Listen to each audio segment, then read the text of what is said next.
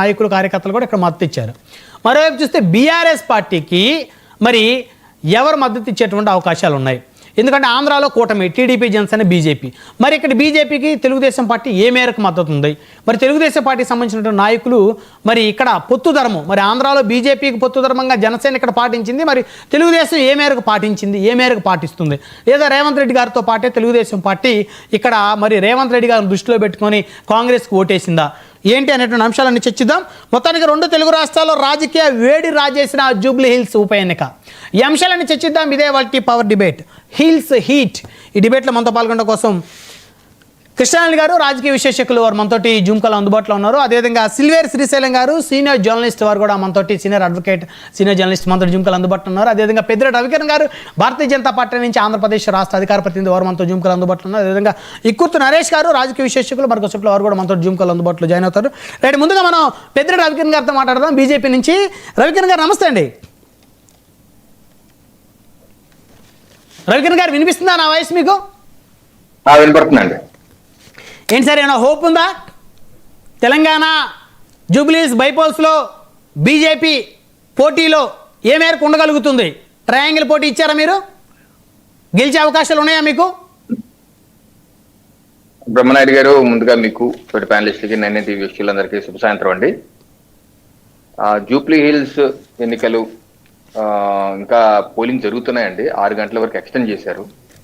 So extend చేశారు కాబట్టి గతంలో 5 అనుకున్నారు, దాన్ని 6కి ఎక్స్టెండ్ చేశారు. సో ప్రస్తుతం పోలింగ్ జరుగుతుంది కాబట్టి మనం డైరెక్ట్ గా కొన్ని అంశాలు మాట్లాడలేము, మాట్లాడకూడదు కూడా, ఎన్నికల కోడ్ వైలేషన్ కింద వస్తుంది. అయితే మేము సర్వశక్తులా ఉండాము, గట్టిగా పోటీ చేశాం, గట్టిగా మా క్యాంపెయినింగ్ చేశాం, ప్రజలకి చేరువయ్యాం. నేను ప్రజలకు కూడా ఈ సందర్భంగా విజ్ఞప్తి చేస్తున్నాను, ఇంకో గంట సమయం ఉంది కాబట్టి దయచేసి మేము ఈ బూత్లకు వెళ్ళండి.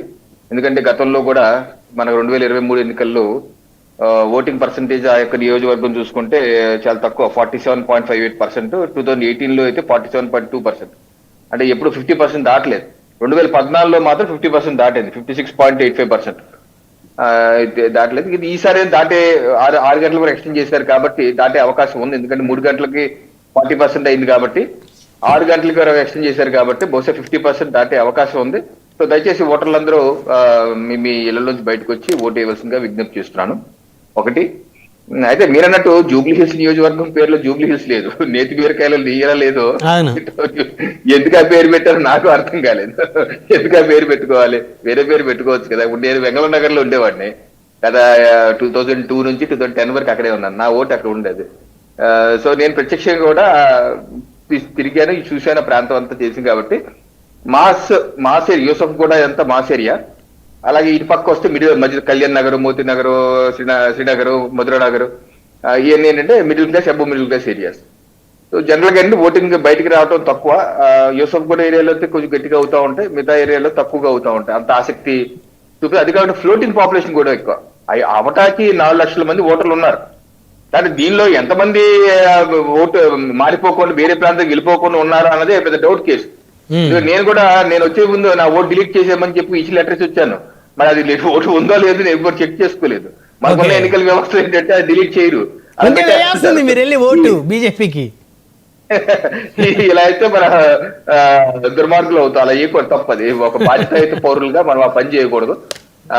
అందుకని స్పెషల్ ఇంటెన్సివ్ రివిజన్ చేస్తా అంటుంది అదే ఎన్నికల కమిషన్. అన్ని చేస్తే అన్ని తొలిగితే అన్ని శుద్ధమైనటువంటి లిస్ట్ వస్తుంది.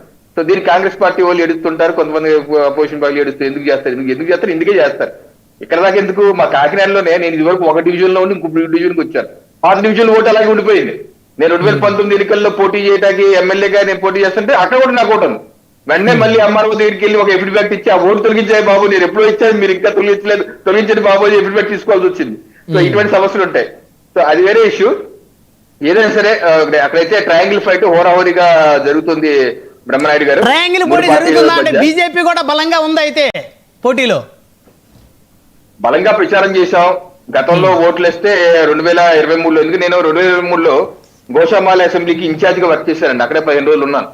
అలాగే 2018లో కూడా తెలంగాణ అసెంబ్లీ ఎన్నికల్లో ఖమ్మం పార్లమెంట్ కి ఇన్ఛార్జ్ గా వర్క్ చేశాను. అక్కడ 7 అసెంబ్లీ నియోజకవర్గాలు వర్క్ చేశాను. సో గత 2 అసెంబ్లీ ఎన్నికల్లో నేను అక్కడ వర్క్ చేస్తాను కాబట్టి చూస్తున్నారు. ఆ, అసెంబ్లీ ఎన్నికల్లో భారతీయ జనతా పార్టీకి కొంచెం తక్కువగానే ఉంది, పార్లమెంట్ ఎన్నికైతే ఎక్కువగా ఉంది. ఉమ్, అది మనం యాక్సెప్ట్ చేయాలి. ఉప ఎన్నికల్లో